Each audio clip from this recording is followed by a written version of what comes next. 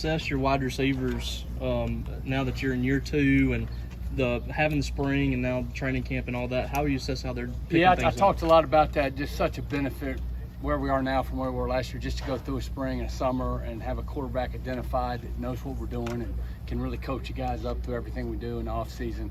So we're really far ahead of where we were last year. Still got a long way to go. We're still youthful in this offense and a little inexperienced in every nuance to how we got to play the game. But we got a good group of guys, and we'll be ready to play here in a couple weeks. You got quality guys that return him, but you add JaMarr and also Makai from the transfer portal.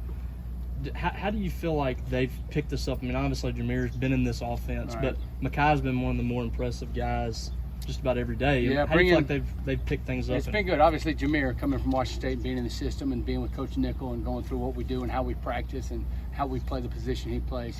He's well adept to it, and he's good at coaching the other guys behind him. So he's a good addition for us. Makai, bringing him in from Cal was good. He's done a good job. And again, I don't like to talk a lot about a guy until he does something.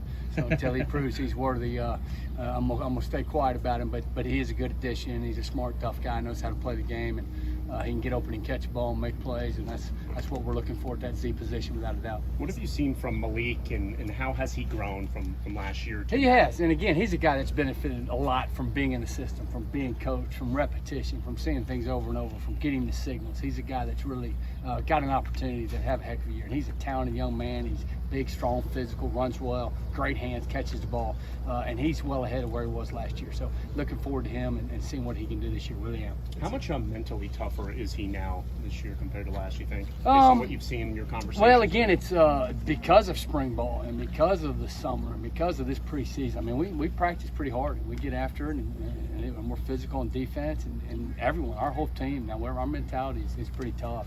And you know, people talk a lot about this air raid and how we run around and catch all the time. But if you're not tough at receiver in this offense, really in any offense, you'll be exposed. So we work on our toughness every day, and toughness is something I don't worry about with Malik. It'll be all right. Coach, you got a lot of familiar names in this receiving group back.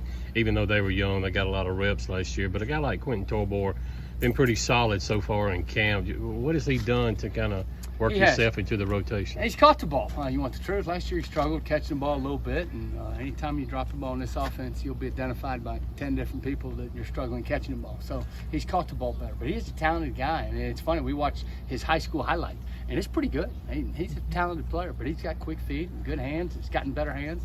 He's done well. Caleb Ducking's another guy that hadn't played, and he's going to get an opportunity to play. And again, until he does anything, I'm not going to talk much about him, but my expectation for Caleb is pretty good this year.